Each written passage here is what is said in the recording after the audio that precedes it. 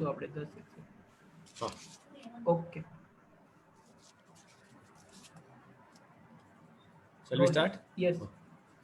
Good afternoon. I am Dr. Dhirendra Sanandia, President AFPA.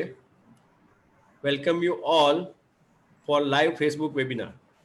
Hope all of you are in good health. As all of you know that the COVID-19 cases still comes positive in our OPD. There are so many research are going on this COVID-19 virus etiology as well as for its vaccine. Today we are going to discuss about the most common comorbid condition, kidney disease with corona. The topic is COVID and kidney. And for that on Zoom with me, Dr. Hasid Patel, an eminent nephrologist from SCG Hospital, and moderator Dr. Arvind Panchal, a managing committee member of AFPA. Now I request Dr. Arvind Panchal to give brief introduction of our speaker, Dr. Hasid Patel. Dr. Panchal. Good afternoon, friends. I welcome you all. I thank you, AFPA, for giving me the opportunity as a moderator for this CME. I give you a brief introduction of today's learned speaker, Dr. Hasid Patel. He is a consultant nephrologist and transplant physician. He did his MBBS from Karamsad Medical College, MD from MP Shah Medical College, Jamnagar, and DNB Nephrology from Apollo Hospitals, Chennai. He has got special interest in renal transplant, acute renal injury, electrolyte disturbances, and recurrent UTI. Now I welcome Dr. Hasid Patel to start the CME. Please, sir. Thank you, sir, for the kind introduction. And thank you, AFPA, for giving me the opportunity to present about COVID and kidneys. In today's era, everything is about COVID, COVID, COVID. You might be seeing in your practice also that out of 10 patients, if someone complains of cough, cold, or fever, you will think of COVID in 9 of them. But the most neglected part is today's kidney. Actually, everyone is concentrating only on lungs, cytokine storm, everything. But if we consider that kidneys, then they are also the most common organs affected in the COVID after lungs. So today we will just discuss about COVID and kidneys, and I would like this lecture to be two-way, not one-way. So I have not prepared any theoretical topic. We will consider only the practical aspects. No theories, no cytokine storm, nothing pathology, nothing like that. Clinical aspects, and at the end of this session, if you have any questions, then we can discuss on that thing. So let's start with COVID and kidneys.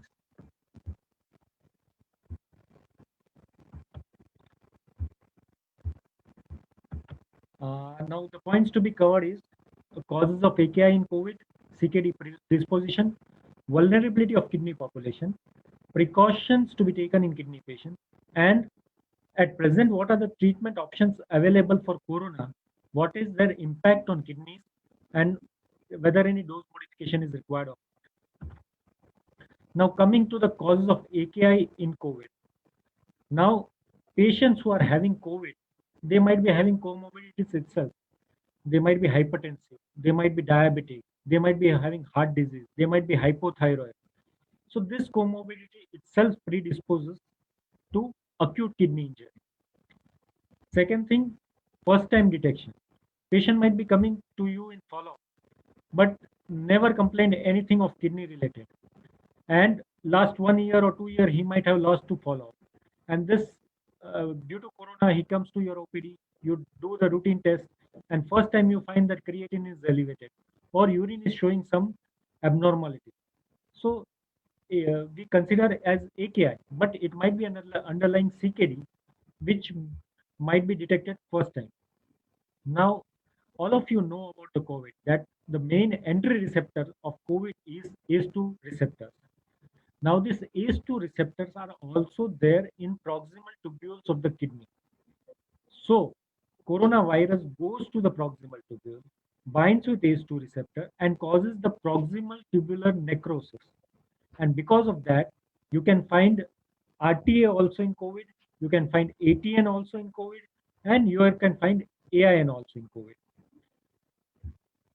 Medicines, you might be knowing from March till now, there is a long list of medicines. Each one is claiming that initially HCQ came, wonder drug, azithro came, wonder drug, doxy, wonder drug.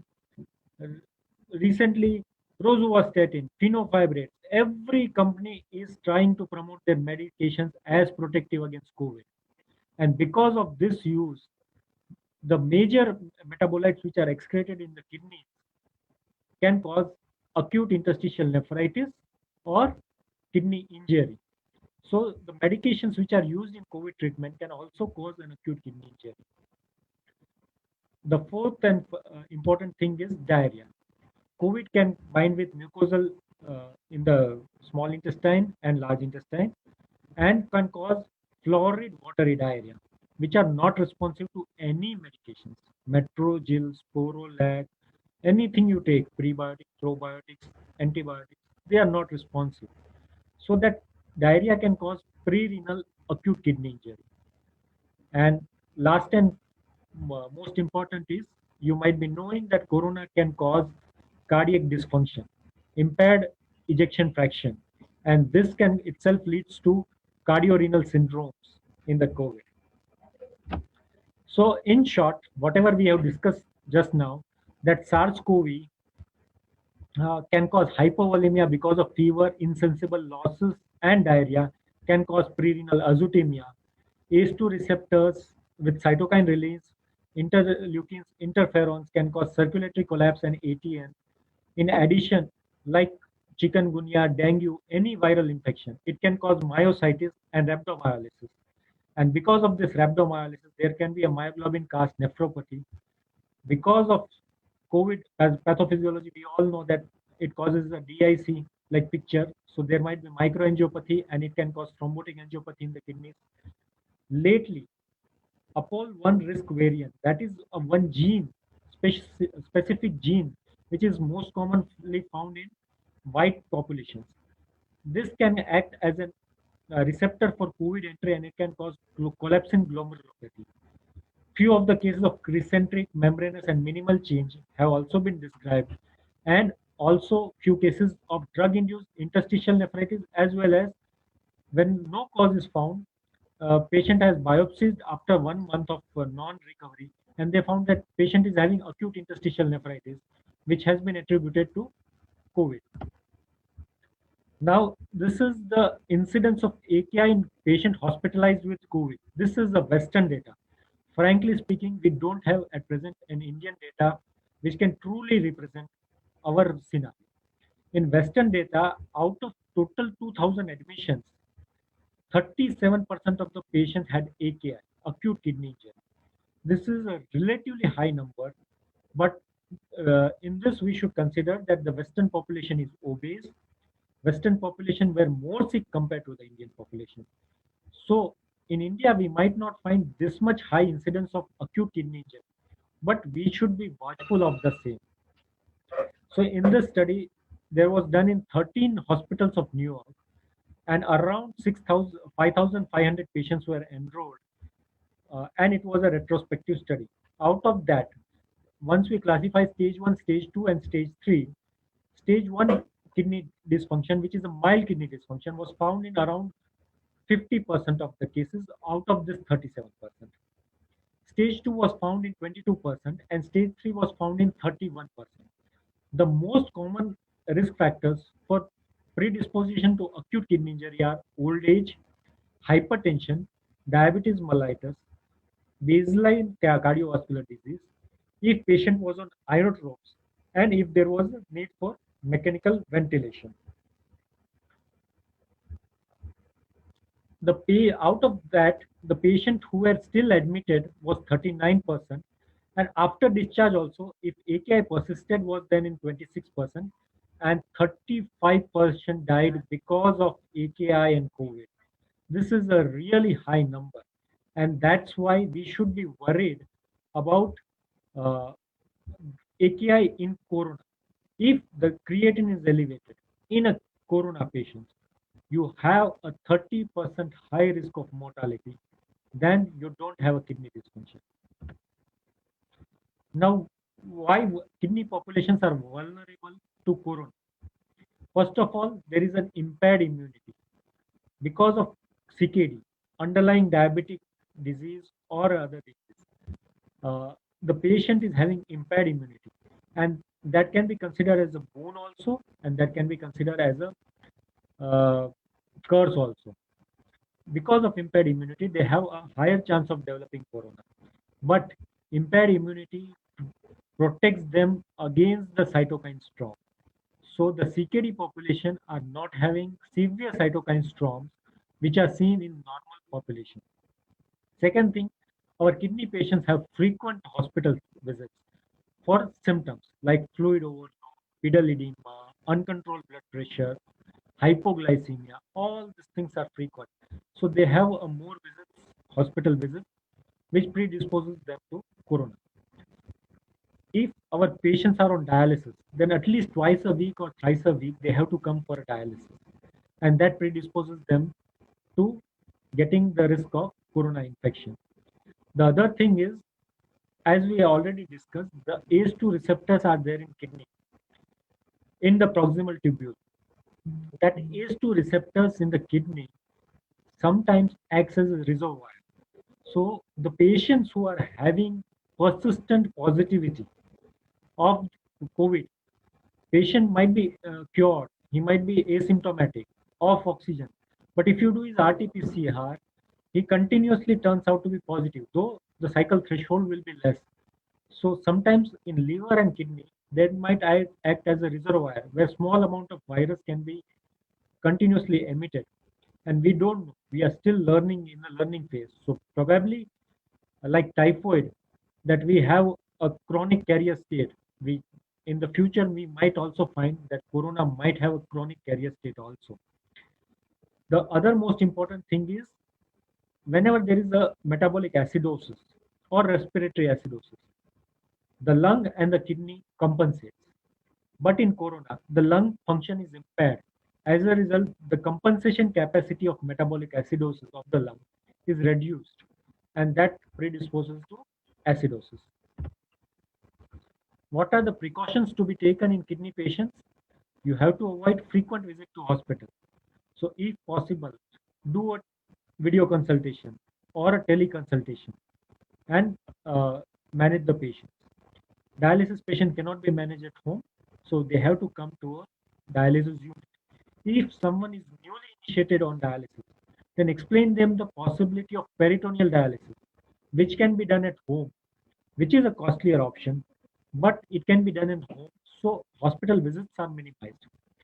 If there are mild symptoms suggestive of COVID, then get the patient tested as early as possible, because early treatment might help in preventing the complication. Now, since the corona came, there are multiple guidelines. Initially, they told that ARBs should be avoided in COVID patients. Later on, they told that ACE and ARBs are protective in COVID patients, so they cannot be avoided. So basically, all of us are in learning phase. So just don't change the medication just for the fear of the COVID, because we are just learning.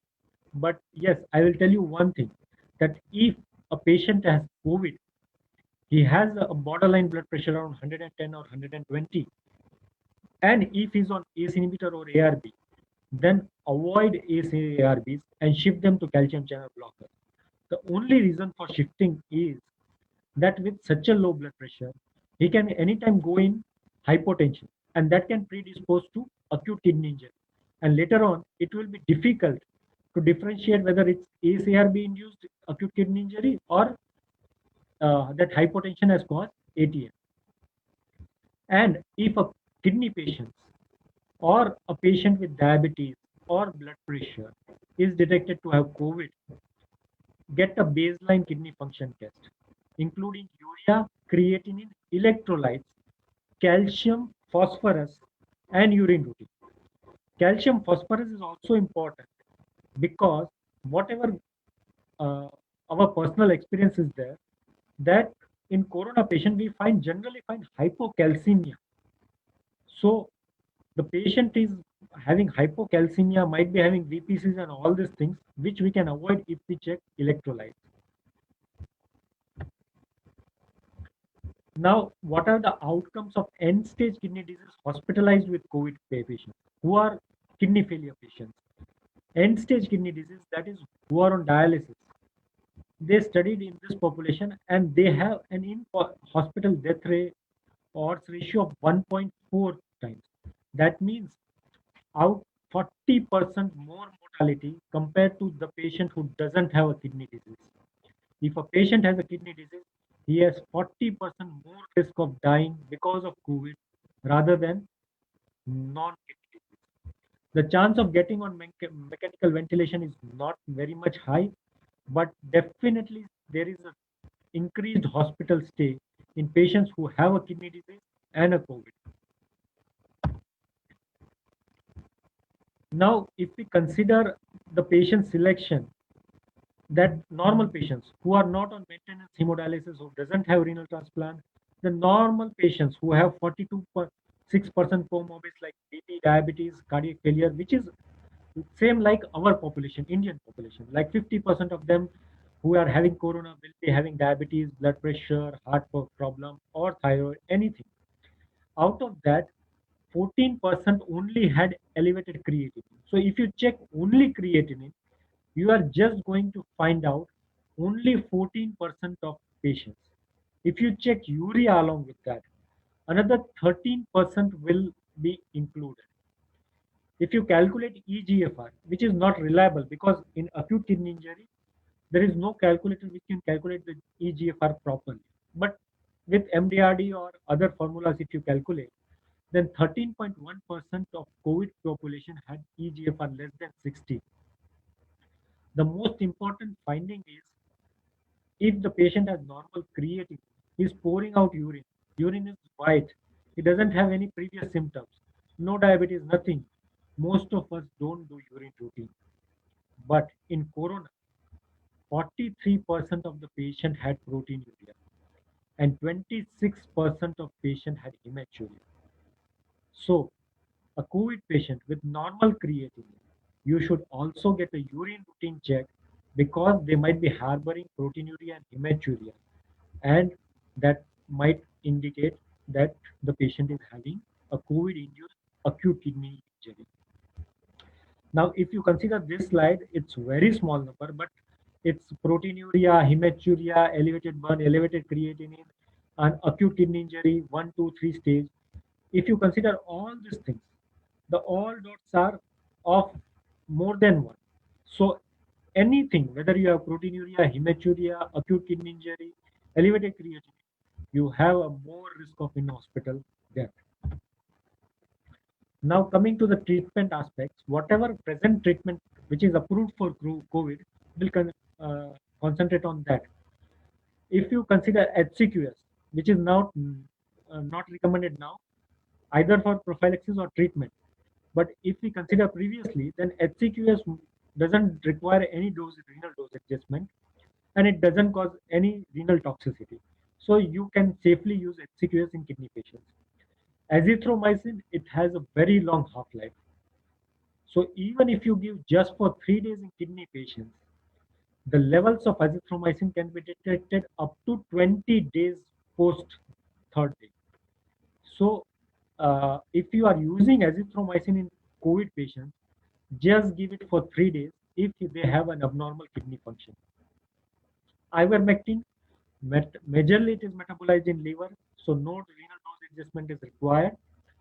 Doxycycline, again no renal dose adjustment in kidney patients and corona. Now steroids, if you consider steroids, our CKD population or the patient who are having kidney problem has already impaired immunity. In addition, they might be having some comorbidities.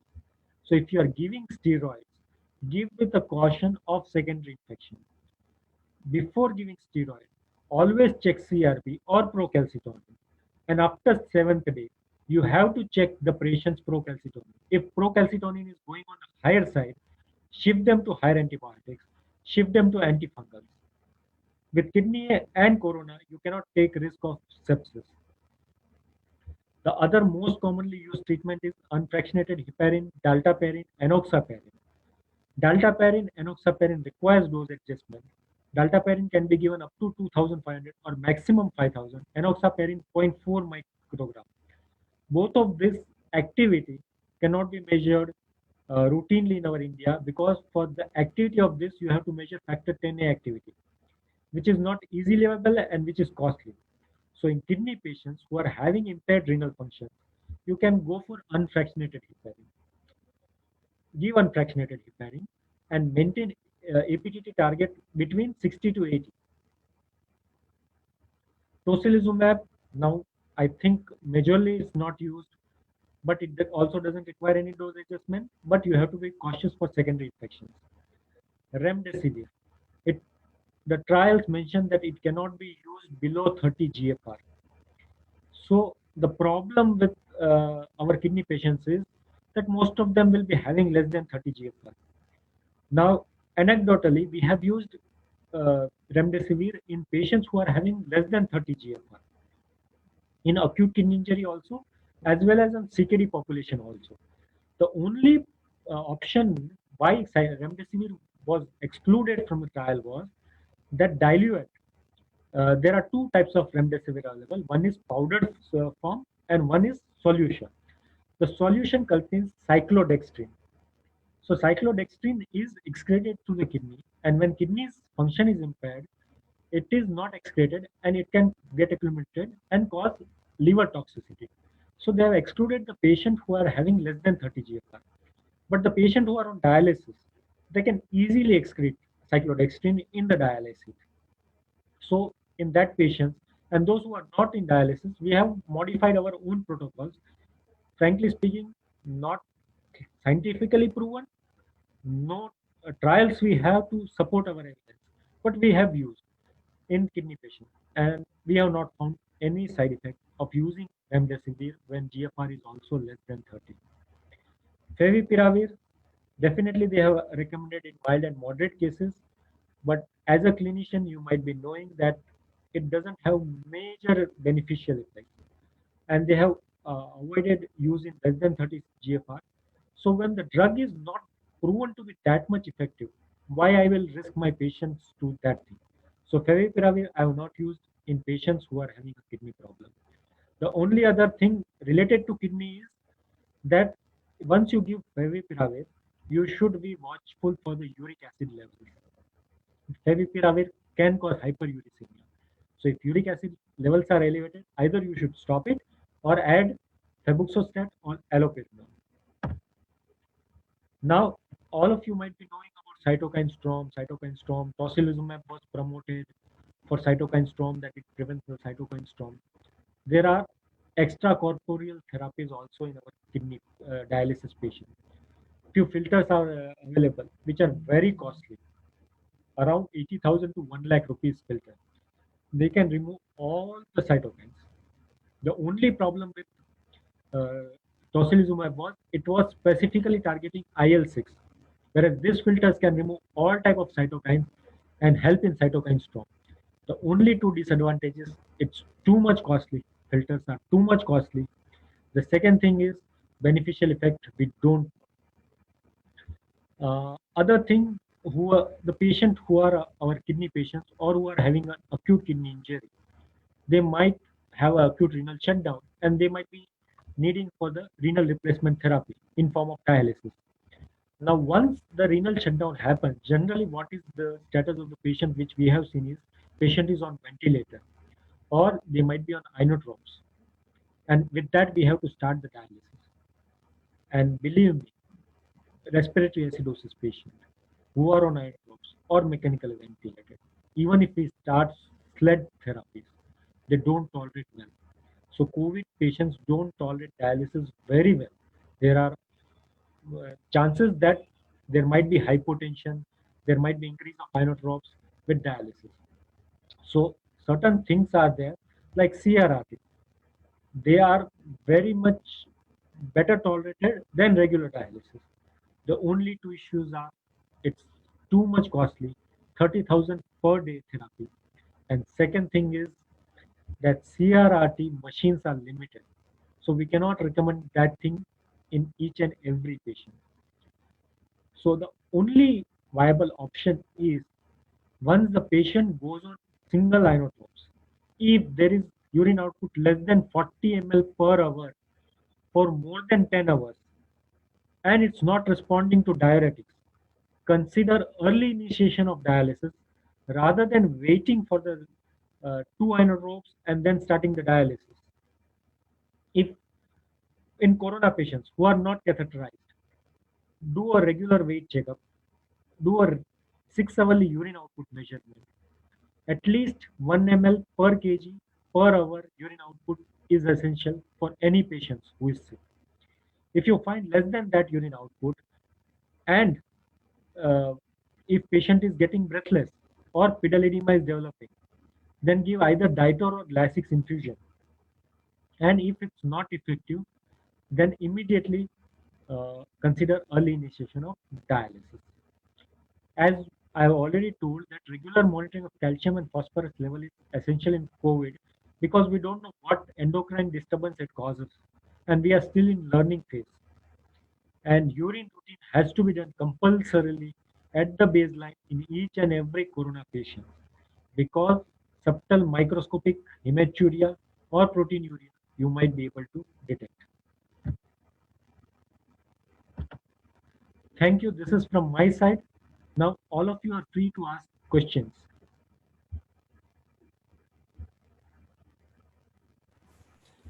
Thank you, Dr. Hasidbhai Patel, for very informative lecture on kidney disease and COVID. Now we go for the question answer session. Our members are watching the live on Facebook page. There are some questions. Before that, Dr. Arvind Bhai, Dr. Panchal sir, if you have unmute, please. If you have any question. Yeah. Dr. Asit bhai, Yes. usually being a general practitioner, we are usually seeing lots of patients of chronic renal failure rather than patient of saying COVID, right? Yes. So in CRF patient, we are usually having hyperkalemia. Yes. And we always thinking that this patient may develop more hyperkalemia and may die due to hyperkalemia. So in a clinical setting, how we can judge that hyperkalemia? Because usually most of the GPs are also not having that ECG machine to detect that hyperkalemia.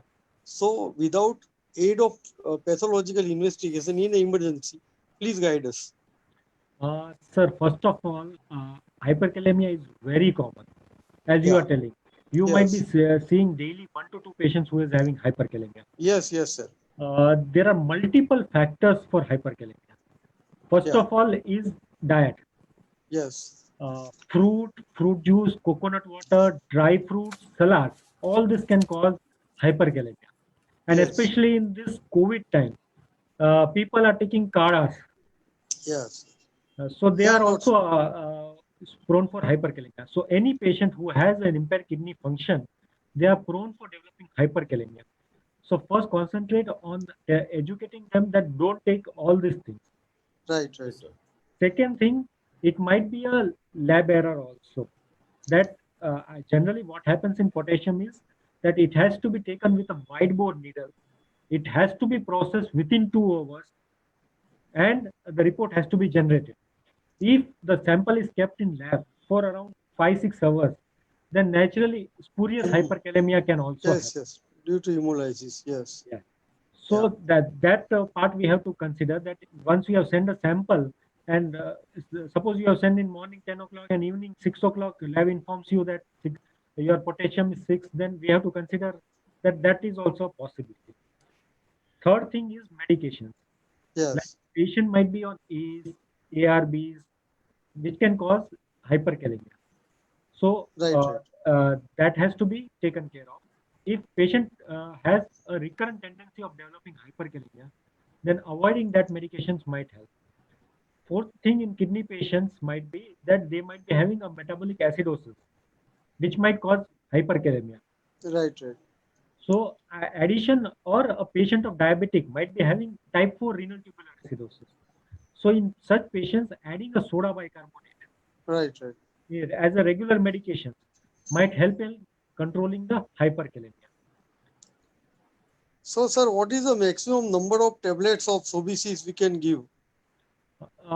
It depends, sir. Generally, what is the thing is before starting Sobesis, ideally we should get a venous bicarb or ABG. Oh, If our bicarbonate target in CKD population is around 24 to 26, once you achieve that target, it's enough. You can achieve the different patients have different requirements. Someone can have with 1 gram also, and someone